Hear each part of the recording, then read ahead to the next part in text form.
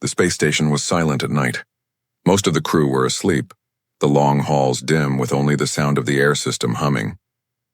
But one pair of footsteps echoed, light, quick, and hesitant. The alien girl, Lyra, was searching for someone. She had a question that had been eating her thoughts for days. She finally found him near the observation deck. The human, Daniel, stood alone, staring out at the endless stars. His reflection in the glass looked calm, but Lyra's heart was racing. She gripped her hands together, trying to steady herself. "Human," she said suddenly, her voice trembling. Daniel turned surprised. "Lyra, you scared me. What are you doing here so late?" He asked with a smile, but she didn't smile. She stepped closer, her big violet eyes shining in the dim light. "I need to ask you something," she whispered. "Something." "Disturbing," Daniel frowned. "Disturbing? What do you mean?" She took a deep breath. "Is it true that humans reproduce by doing this all the time?" Her words hung in the air like a blade. Daniel froze. For a moment he thought he had misheard. "What?" he asked. "I heard it from the crew," she continued, her voice sharper now. "That humans reproduce in a strange, messy way. That you use your bodies, not science, not labs. That you do it again and again like some dangerous animal. Is it true?" Daniel's mouth opened, then closed. He could feel heat rise in his face. He hadn't expected this, especially from her. "Lyra," he said carefully. "Who told you this?" "That doesn't matter," she replied quickly. "I want to know the truth. If you lie, I will know. My people can sense lies. So answer me." Her tone was almost accusing. She stepped even closer, her breath uneven. She was not joking, not teasing. She was afraid. Daniel leaned against the glass wall, running a hand through his hair. This was not the kind of conversation he ever wanted to have with an alien girl. Especially not one who looked at him like he was some kind of monster. "It's not like you think," he said slowly. "Then explain," Lyra demanded. He sighed. "Yes, humans don't use machines to reproduce. We come together. It's part of nature. It's not just about making children. It's about feelings. About love. About connection." "Connection?" she repeated, her eyes narrowing. "So you enjoy it?" Daniel coughed. "That's complicated." She shook her head, horrified. "Enjoying reproduction? Impossible. My people reproduce through the birthing chambers. Our bodies carry seeds, placed with precision by medical science. It is clean. It is efficient. There is no chaos, no desire, no shame." Her voice trembled as she spoke, but her hands trembled more. She wasn't just curious, she was terrified. Daniel studied her face. He saw confusion, fear, but also something else. Curiosity she couldn't hide. "Lyra," he said softly, "what you heard is true. But it's not shameful. It's not something dirty. It's life. It's how we connect, how we trust each other, how families are made. It's beautiful, not horrifying." But Lyra shook her head violently. "No. If your species spreads through such wild instincts, then you are dangerous." "Too dangerous? Dangerous?" Daniel asked. "Yes," she said firmly. "A species that breeds with emotion, with pleasure, without control. You could overrun entire systems. You could drown the galaxy in chaos. I must report this." Her words made Daniel's stomach drop. "Report to whom?" "Wait, Lyra, listen," he said, stepping toward her. But she stepped back, eyes wide. "No. If I tell the council, they will forbid humans from joining the Union. They will see you as a threat. Perhaps they will even consider removing you from the colonies." For a moment, silence filled the room. Daniel's mind raced. He had come here to work with aliens, to build peace, to make friends. Now one girl's horror at human nature might destroy all of it. "Lyra, please," he said. "At least let me explain fully. Don't judge us on rumors." She looked at him, breathing hard. Her eyes darted between his face and the floor. Inside her, two instincts fought. Duty to her people and an unshakable desire to know more about the strange, passionate species called humans. "Fine," she said finally, her voice sharp but weak. "Explain everything. But remember, if I sense a lie, I will end this at once." Daniel nodded, his throat dry. He knew this was only the beginning. And Lyra knew deep inside that what she was about to hear could change everything she thought she knew about life itself. The silence after Lyra's words was heavy. Daniel could hear only the soft hum of the space station's life systems. His mind spun with worry. If she really reported humans to the Alien Council, it could end years of trust building between their species. But Lyra was not finished. She took out a small crystal-like device from her pocket. It glowed faintly in her hand. "What's that?" Daniel asked. "My recorder," she replied firmly. "Everything you say will be stored. I will take it to the council. They will hear your explanation with their own ears. If you lie, it will be your downfall." Daniel's throat went dry. He had no choice. He couldn't laugh, couldn't change the subject. This was deadly serious for her. "Fine," he said slowly. "I'll explain." He sat down on one of the benches by the glass wall. Lyra stayed standing, her recorder aimed at him, her violet eyes unblinking. "Humans reproduce through physical contact," Daniel began carefully. "Two people, one man, one woman, come together. It's not forced by science or machines. It happens naturally. It begins with emotion, trust, and sometimes love." Lyra flinched at the word love. "Love? What does that have to do with reproduction?" "For us," Daniel continued, "it has everything to do with it. Love makes us choose who we share ourselves with. It makes us want to bring life into the world. Not just because of survival, but because of connection, because of family." Lyra's expression was unreadable, but her trembling fingers showed her shock. "That is madness," she whispered. "Your kind lets emotions control your survival? My people would never allow such chaos." Daniel nodded slightly. "I know it sounds strange to you, but to us it is natural. It is what makes us human. We don't separate survival from feeling." Her eyes narrowed. "And you enjoy this process?" Daniel coughed. "That's not easy to explain." "Answer," she snapped. "Yes," he admitted finally. "Humans find it pleasurable. It bonds us. It strengthens relationships. It makes us closer than anything else." The recorder pulsed in her hand. Lyra's face turned pale. She stepped back, almost stumbling. "Pleasure?" she repeated in disbelief. "You breed for pleasure?" "No, this is not survival. This is danger. This is corruption." Daniel stood quickly. "It's not corruption. It's part of being alive. It's not just about making children, it's about trust, care, and choice." But Lyra shook her head violently. "You don't understand. If the council hears this, they will fear you. A species that breeds for enjoyment without regulation could multiply endlessly. You would overwhelm every system, every world. You would spread like fire." Her words stabbed Daniel. He wanted to argue, but deep down he knew this was how her people thought. Cold, calculated, efficient. "Lyra," he said gently, "don't you see? That's why humans are strong. We don't just survive, we live, we feel. That's what gives us courage, what makes us fight for each other." Her lips trembled. For the first time, doubt flickered in her eyes. She lowered the recorder slightly. "My people never knew this," she whispered. "We thought humans were predictable. We thought you were simple, but this makes you unpredictable. Dangerous." Daniel stepped closer, his voice soft but steady. "Or maybe it makes us worth trusting, worth fighting beside." Lyra looked at him for a long time, her breath uneven. Her hand tightened on the recorder. One decision now could shape the fate of humans in the galaxy. Finally, she spoke, her voice shaking. "I will not report yet, not until I learn more. But you will tell me everything, human, every detail. If I sense even one lie, the council will hear it all."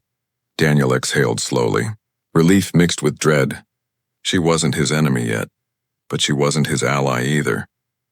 And somewhere deep inside, Lyra felt something she had never felt before, an unease, a strange pull in her chest whenever the human spoke.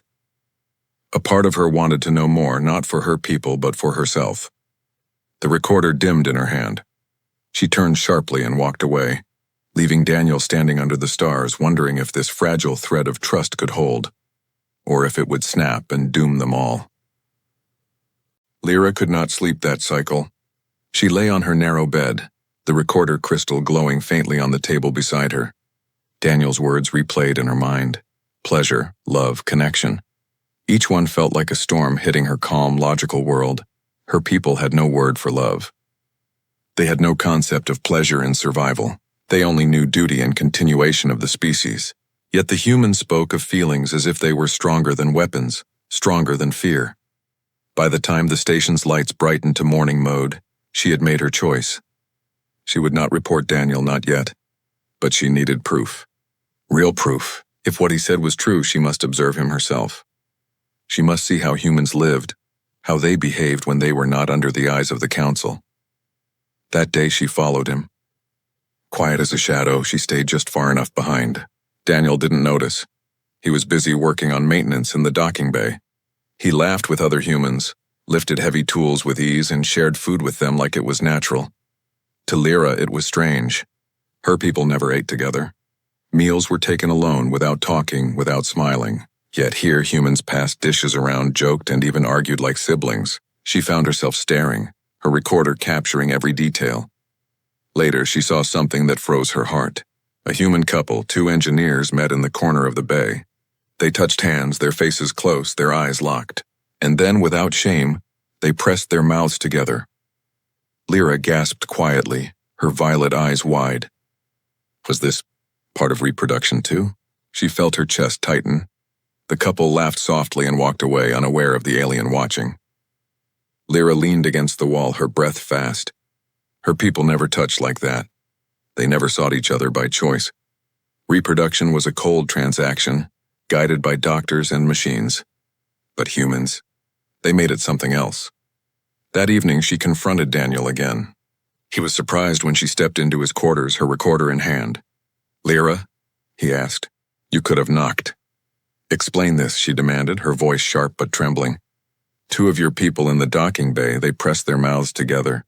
Is that reproduction?" Daniel blinked, then laughed nervously. "No, that's not reproduction. That's called a kiss. It's affection. It shows care or love like I told you before." Her eyes narrowed. "Then why? Why waste time on such things?" "Because it's not a waste," Daniel said, stepping closer. "It's part of who we are. We show affection. We connect. Sometimes it leads to reproduction, sometimes it doesn't. But it always means something." Lyra stared at him, recorder glowing. Affection. Pleasure, love. These words are dangerous. My people believe emotions make species weak. But watching you today, I am no longer sure. Daniel saw the conflict in her eyes. "Lyra, weakness isn't in feelings. Strength is. Emotions make us fight harder, care more, risk everything for each other. That's why humans survive. That's why we keep going, even when the universe tries to crush us." For a moment, her hand shook. She wanted to turn off the recorder, but she couldn't. Every word felt heavy, too valuable to lose. Finally, she said, "Then I must test this. I must see if what you claim is true. Not with machines. Not with reports. With my own eyes. With my own heart." Daniel frowned. "Test? What do you mean?" Lyra stepped back, her voice barely above a whisper. "An experiment? I will watch you closely, human. I will learn how you live, how you bond, how you reproduce. If I find chaos, I will report. But if I find something else, then perhaps I will keep your secret." Daniel felt a chill run down his spine. He hadn't asked for this, but he could see there was no stopping her. "All right," he said quietly. "If you want to learn, I'll teach you. But you might not like what you discover." Her eyes locked with his. "I already don't," she whispered. "But I cannot look away." And so the experiment began. One alien girl, horrified yet fascinated, now shadowed a human life, not as an enemy, not as a friend, but as something dangerous in between. Lyra had always thought herself calm, logical, and controlled. But ever since she began observing Daniel, her control was slipping. Every time she shadowed him, every time she saw how naturally humans interacted, her mind filled with questions she had no answers for. For 3 days, she watched. She followed Daniel during meals, during work, and even when he walked alone by the observation deck. She filled her recorder with hours of footage. The council would call it evidence. But to her it felt like something else. On the 4th day, she nearly got caught. Daniel was in the station garden, a small dome where humans grew plants for food and air recycling. He bent down to touch the soil, brushing a sprout with gentle fingers. Lyra crouched behind one of the trees, her recorder glowing faintly. She thought she was hidden, but Daniel's voice cut through the silence. "You know," he said calmly, "you're not very good at spying." Lyra froze. He hadn't turned around, but his words struck her like a blade. Slowly, she stood, stepping into view. "You knew?" she asked, her voice sharp. Daniel finally looked at her, a half-smile on his face. "Of course. You've been following me like a shadow. Why didn't you just ask me instead of sneaking around?" Her jaw tightened. Because humans lie. My recorder does not. Daniel shook his head, standing tall. I told you before I won't lie. But you don't trust me, do you? Lyra's violet eyes burned. Trust is dangerous. My people say trust is the first step to weakness. He walked toward her slowly, his hands open, harmless. Maybe your people are wrong. Maybe trust is the first step to strength. Her heart pounded, though she didn't understand why. She wanted to step back, but her feet didn't move. He was too close now. Close enough that she could see the small scar on his cheek. Close enough that she could feel the strange warmth radiating from his body. Stop, she whispered. This closeness. It's not allowed. Not allowed by who? Daniel asked. My people, she replied quickly. We do not touch. We do not share warmth. It spreads confusion. Daniel raised an eyebrow. Confusion? Or connection? Her chest tightened. She hated that word. Connection. It made her feel something she had never felt before, an invisible pull, strong and terrifying. You are reckless, she said finally, forcing herself to look away. Humans live without control. You share food, touch each other, laugh together, and reproduce with no shame. It's dangerous, Daniel's voice grew firm. It's not dangerous, Lyra, it's life. And maybe it's something you need to see, not from a distance, but for real. Her head snapped toward him. For real? What do you mean? Daniel hesitated, then stepped back slightly, giving her space. I mean, stop watching from the shadows. If you want to understand humans, live like one for a while. Eat with us. Talk with us. Stop recording everything like it's a crime. Lyra stared at him, her recorder heavy in her hand. Part of her wanted to throw it down, to accept his challenge.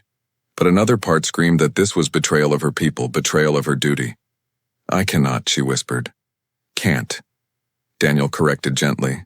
You won't, there's a difference. Her throat tightened. No one had ever spoken to her like this. No one had dared to suggest she was afraid. But maybe she was. Before she could answer, a voice echoed from the station's intercom. All crew, prepare for arrival of council inspectors. Docking in 1 hour. Lyra's blood ran cold. The council, if they discovered her recorder, if they questioned her, everything would unravel. Daniel noticed her panic. What's wrong? She clutched the recorder tight. The inspectors cannot know. Not yet. If they ask about humans, if they ask about you, I don't know what I will say. Daniel placed a hand on her shoulder without thinking. Then don't decide now. Just give yourself time. Lyra stared at the hand on her shoulder.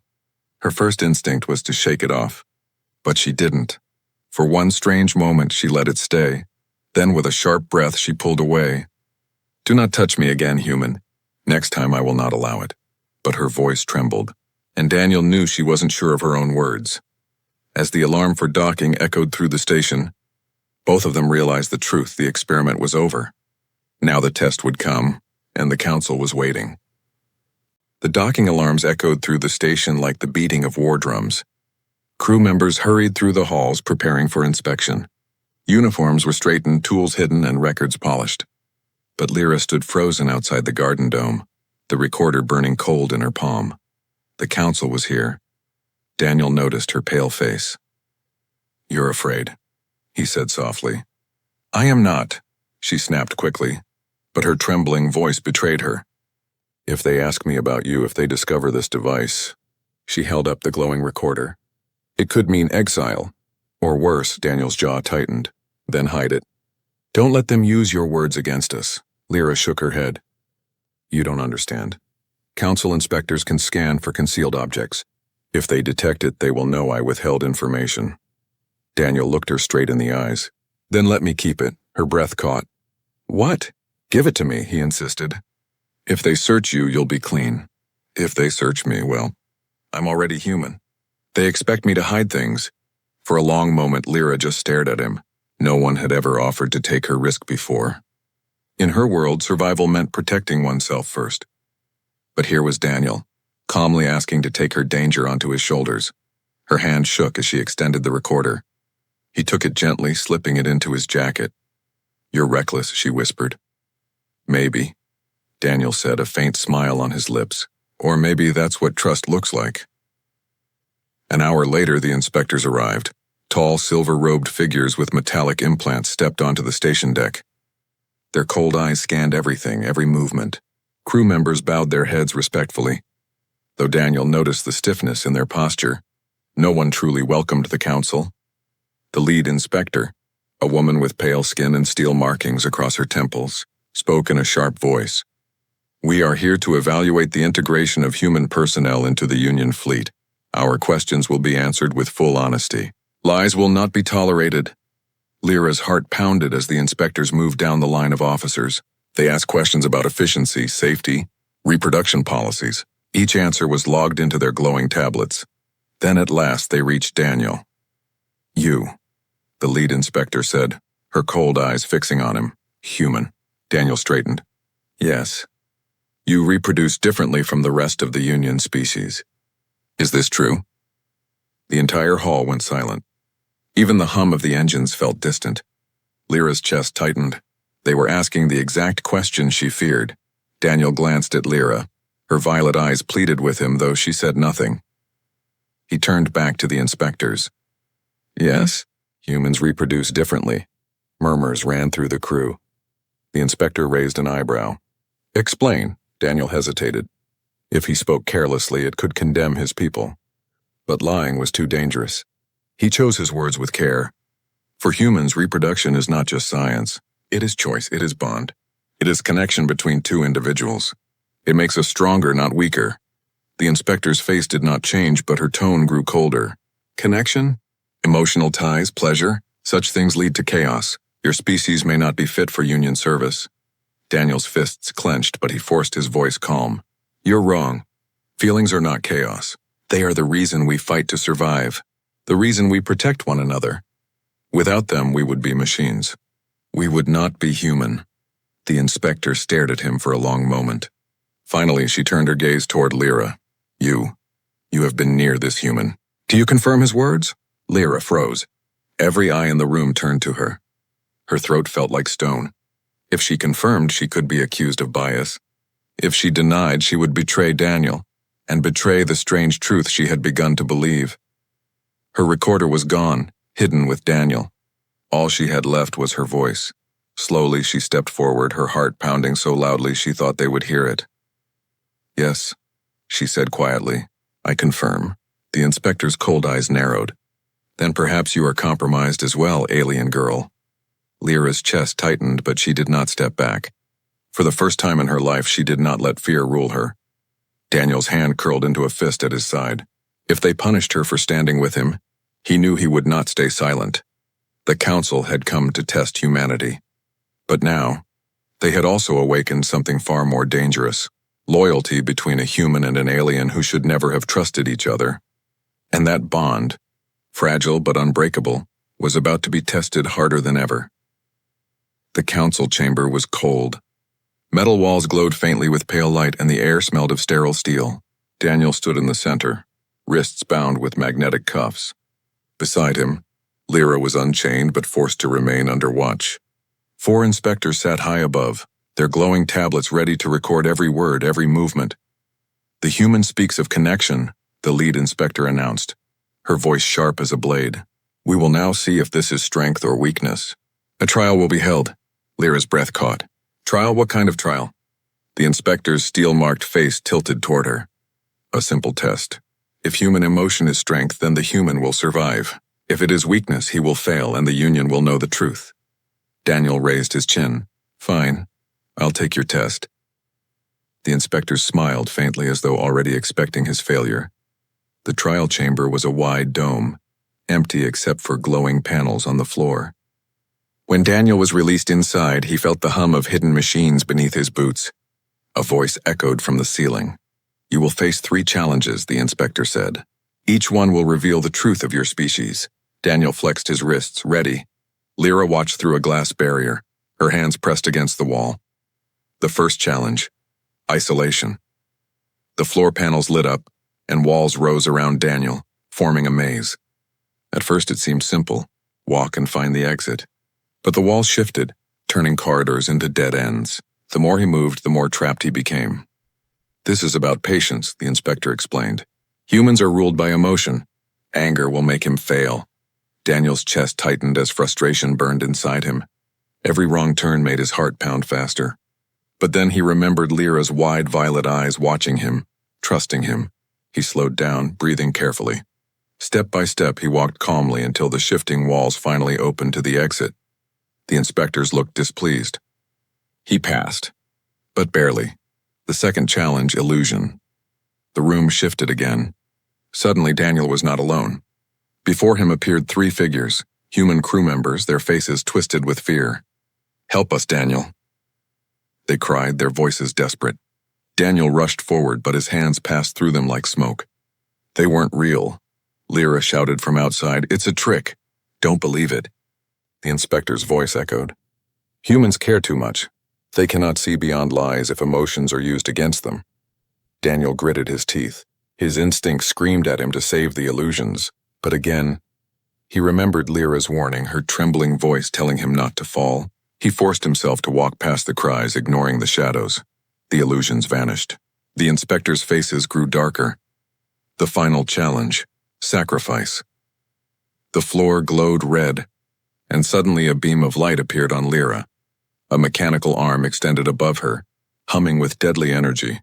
"This is the last trial," the inspector declared. "If human loyalty is real, let us see how far it goes. Save yourself or save her." Daniel's blood ran cold. "What? If you choose survival, step back. The alien will be struck and you will live. If you choose connection, shield her and suffer the strike yourself." Lyra's eyes widened. "No, Daniel. Don't do it." But Daniel didn't hesitate. He sprinted across the chamber, throwing himself in front of her just as the beam fired. Pain exploded through his body, white hot, shaking him to the core. He fell to one knee, smoke rising from his jacket. Lyra screamed, pressing against the barrier. "Stop, enough!" The inspectors fell silent. For the first time, their cold eyes flickered with unease. Daniel forced himself to stand, his voice hoarse but steady. "That is what humans do. We don't abandon each other. We protect, even when it hurts." Lyra's hands shook, her eyes filled with tears she didn't understand. She whispered to herself, "He chose me. He chose me." The chamber doors opened. The inspectors exchanged whispers, their perfect calm cracked. The lead inspector finally spoke. "The human has passed." Daniel swayed but didn't fall. Lyra rushed to his side, supporting him with trembling arms. For the first time, she realized something terrifying. His species was not dangerous because of their reproduction or their emotions. They were dangerous because of their loyalty, because no machine, no council, no cold science could make them abandon those they cared about. The council chamber was heavy with silence. Daniel stood battered but unbroken, scorch marks across his chest where the trial's beam had struck him. His breath was ragged, but his eyes stayed steady. Beside him, Lyra supported his arm, her small frame trembling under the weight of what had just happened. The inspectors whispered among themselves, their tablets glowing as they recorded every detail. Finally, the lead inspector spoke, her voice colder than steel. "The human has survived. But the trial proves our fears. Humans are reckless. They will sacrifice themselves for others without logic, without calculation. Such behavior is not strength, it is madness." Daniel raised his head, his voice hoarse but defiant. "If you call protecting someone madness, then I'm proud to be mad." The words echoed through the chamber, daring anyone to silence him. Lyra looked at him with wide violet eyes. A strange warmth filled her chest, something she had never known before. In that moment, she realized the truth. Daniel's actions weren't weakness. They were what made him strong. But the inspectors weren't convinced. The lead one turned her gaze toward Lyra. "And you, alien girl, you stand beside this human even now. Have you been compromised?" The question was a blade at her throat. Every instinct told her to deny, to protect herself. But then she remembered Daniel's body collapsing in front of her, his cry of pain, the smell of burned fabric. He had chosen her over his own survival. If she betrayed him now, she would be no better than the machines her people worshipped. Slowly, she lifted her chin. "Yes," she said firmly, "I have been changed. Because of him." Gasps rippled through the chamber. The inspectors leaned forward, their cold eyes narrowing. "Explain yourself." Lyra's voice shook, but she did not stop. "All my life I was taught that emotion is weakness, that trust leads to failure, that connection spreads chaos. But this human proved me wrong. He showed me that loyalty can be stronger than fear, that sacrifice can be greater than survival." She turned toward Daniel, her eyes glowing with something new, something close to defiance, something close to Admiration. If that is madness, then perhaps the galaxy needs more madness. The chamber exploded with murmurs. The inspectors slammed their tablets, demanding silence. The lead inspector's voice thundered. You dare defy the teachings of your own kind? You risk exile for this. This creature? Lyra did not flinch. For the first time in her life, she stood without fear. Yes, I choose him. I choose humanity. The room fell into stunned silence. Even Daniel, his body still aching, stared at her in disbelief. The inspectors rose from their seats, their silver robes whispering like knives against the floor. So be it, the leader declared coldly. The girl is compromised. She will be removed from our council service. And as for the human, she paused, her eyes narrowing on Daniel. He will be watched. Closely. If your kind spreads this so-called loyalty, we will be ready. The chamber doors opened. Guards stepped forward, prepared to escort them out. But in that moment, Daniel and Lyra shared a look. Neither of them needed words. They knew this was only the beginning. As they walked side by side, whispers followed them. Some voices spoke of danger, others of hope. The story of a human who chose pain for another, and an alien who chose him over her people, would not stay hidden. In the long, star-filled corridor outside, Lyra finally spoke, her voice soft but steady. You risked everything for me. Daniel smiled faintly, wincing at the pain in his chest. That's what humans do. She lowered her gaze, then whispered something even she couldn't believe. Then maybe, I want to learn how to be human. Daniel's heart skipped, but he only nodded. Careful. It's messy. It's dangerous. And it's not easy. But Lyra's lips curved into the smallest, most fragile smile. Perhaps that's what makes it worth it. As the stars stretched beyond the glass, one truth burned brighter than all the rest. Humanity's greatest weapon was not its machines, not its armies, not even its intelligence. It was its heart.